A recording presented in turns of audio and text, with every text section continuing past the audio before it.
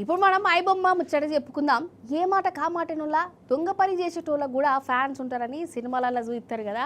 బయట కూడా అసంటోళ్ళకు అభిమానులు వీరాభిమానులు ఉంటారని సినిమాలోళ్ళు కూడా ఇప్పుడు చూసిర్రు. టాకీస్లో పడ్డ సినిమాలను దొంగతనంగా వెబ్సైట్లో పెట్టి ఐబొమ్మ రవిను అరెస్ట్ చేసిర్రు మొన్న పోలీసులు. అసలు గట్లెట్లా దొరికిండు, ఏంది కథ, సినిమాలోళ్ళు ఏమంటారు, పోలీసులు ఎట్లా దొరకబట్టిరు, సోషల్ మీడియాలో ఏం నడుస్తుంది, గవన్నీ అరుచుకున్నట్టు చేద్దాం రారి. గీననే ఐబొమ్మ రవి కొన్నేళ్ల సంది సినిమాలకు పోలీసులకు సుక్కలు చూయించిండు. ఆఖరికి మొన్న అరెస్ట్ గాని అయిండు. ఇక ఈయన అరెస్ట్ అయిందని ఎరుకౌడుతోటే సినిమాలలో ఎంతో మంది గుండాగాళ్లను ఒంటి చేత్తోని కొట్టిన పెద్ద పెద్ద హీరోలు డైరెక్టర్లు దిల్ ఖుషి అయిపోయారోలా మన హైదరాబాద్ పెద్ద పోలీస్ అర్జనాన్ సార్ కచ్చి శనార్థులు చెప్పిర్రు. చాలా మంది పని చేసిర్రు, మా సినిమాలను కాపాడిరని తారీఫ్ చేసిర్రు. అన్నటి ఐబొమ్మ నడిపేటాయన పేరు రవి కదా. ఈ రవి ఎన్నో కెరేబియన్ దీవులలో ఉండి మన సినిమాలను ఐబొమ్మల పెట్టిండు. జనాలు కూడా బాగానే అలవాటు పడ్డారు ఈ ఐబొమ్మకు.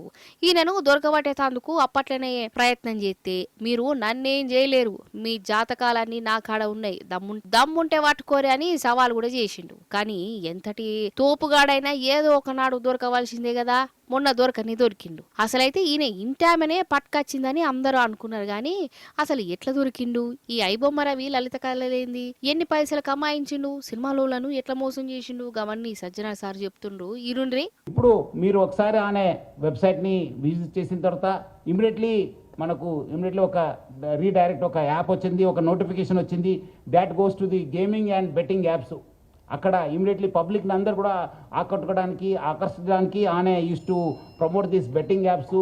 అదేవిధంగా దానివల్ల కూడా చాలా డబ్బులు సంపాదించారని చెప్పి తెలుస్తుంది. సో దానికి ఎవరెవరు ఎంత డబ్బులు సంపాదించారు, ఎక్కడెక్కడ డబ్బులు అనే ఇది చేశారనే పైన కూడా యూజ్ చేశారనే పైన కూడా లోతుగా ఇన్వెస్టిగేట్ చేయడం జరుగుతుంది. ఇది ఒకటి ఫిలిం చూపించడం ఒక ఎత్తు అయితే, ఈ dark side is using it for criminal side. ఇవన్నీ కూడా ఆయన ఉన్న డాటాను అందరూ కూడా ఆయన వాడుకోవడం అనేది చాలా అంటే పబ్లిక్కి చాలా నష్టం జరిగింది. ఈరోజు ఆయన ఏదో ఒక ఫ్యూ క్రోర్స్ చేసి ఉంటారు, కానీ thousands of crores has been lost of public. దీనివల్ల చాలా వేల కోటిలో నష్టం కావడం జరిగింది. చాలామంది ఆయన కూడా చాలా పెద్ద పెద్ద స్టేట్మెంట్ ఇచ్చారు, దమ్ముంటే పోలీసు వాళ్ళు పట్టుకోండి చెప్పి. ఎక్కడ ఉన్నారు ఇప్పుడు అని ఎమ్మడే రవి? పోలీసులు ఏమంటే దమ్ముంటే పట్టుకోండి, నా దగ్గర 5 కోటి ప్రజల ఒక డాటా ఉంది. ఇప్పుడు మీరందరూ కూడా తెలుసు, పోలీస్ని ఛాలెంజ్ చేసి ప్రభుత్వం ఛాలెంజ్ చేస్తే ఏమవుతుందనేది తెలుసు. ఇప్పుడు ఎక్కడున్నారో మీకు కూడా తెలుసు. అగనట చూసినావా ఈయన కథ ఎట్లున్నదో. ఇక అన్నట్టు మన చిరంజీవి సారు ఏమన్నాడో ఈనూరి. ఫిల్మ్ ఇండస్ట్రీ మీద డైరెక్ట్గా ఇండైరెక్ట్గా లక్షలాది మంది ఆధారపడి ఉన్నారు. ఇది ఏ ఒక స్టార్స్తో, పెద్ద డైరెక్టర్లతో, పెద్ద నిర్మాలతో కాదు. ఇది ఒక లైట్ బాయ్ దగ్గర నుంచి, చిన్న మేకప్ మ్యాన్ దగ్గర నుంచి, థియేటర్స్ దగ్గర గేట్ కీపర్ దగ్గర నుంచి ప్రతి ఒక్కళ్ళు ఇండస్ట్రీ మీద ఆధారపడి ఉన్నారు. ఇంతమంది కష్టాన్ని ఒకడు అప్పనంగా వచ్చి దోచుకుంటుంటే, దౌర్జన్యంగా వాడు ఎదురు సవాళ్ళు ఇసురుతుంటే సిపి సజ్జనార్ గారు అతన్ని ఈ రోజులు పట్టుకోవడానికి వాడు సహకరించారు. చూసినవా ఈ ఒక్కని చేయబట్టి కొన్ని 100 కోట్ల రూపాయలు లుక్సాన్ అయినాయట. కానీ చూస్తేనేమో గిట్లున్నాడు కదా. గిజంటోళ్ళు చేయబట్టి నాగార్జున ఇంట్లో కూడా మోసపోయిరటనోళ్ళ ఎట్లనో చెప్తాడు ఇనుర్రి. కేవలం ఒక 20 కోట్ల కోసం కాదు ఇతను చేసేది, వీళ్ళు చేసేది. దీని వెనకాల చాలా పెద్ద international racket is there and international fraud is there. 50 lakh subscribers అన్నారు సజ్జనార్ గారు. సో వాళ్ళ personal data is completely exposed. I remember మా ఇంట్లో కూడా, మా ఫ్యామిలీలో కూడా just about 6 months back, 7 months back ఇదే జరిగింది. ఆల్మోస్ట్ ఇంట్లో ఫ్యామిలీ మెంబర్ని ఒక డిజిటల్ అరెస్ట్లో ఆల్మోస్ట్ 2 days పెట్టారు. ఒక ఆర్గనైజేషన్ ఇస్ డన్ సో, వాళ్ళు ట్రాక్ చేస్తారు, వీక్నెస్ చూసుకుంటారు, ఎలా పట్టుకోవాలి, వీళ్ళని ఎలా చేయాలి అని చేసి, and they have all the details, credit card account details, everything. And కేవలం మనం తెలియకుండా ఏదో ఒక వెబ్సైట్ ఏదో దొరికింది, ఇది ఇంట్రెస్టింగ్గా ఉందని చెప్పి వెళతాం. ఇది సినిమాలు చూపించడం అనేది it is a big trap. అది వాళ్ళకేదో మీకు ఫ్రీగా సినిమాలు చూపించాలని కాదు, వాళ్ళకి దీని వెనకాల చాలా పెద్ద ప్లాన్ ఉంది to make thousands of crores.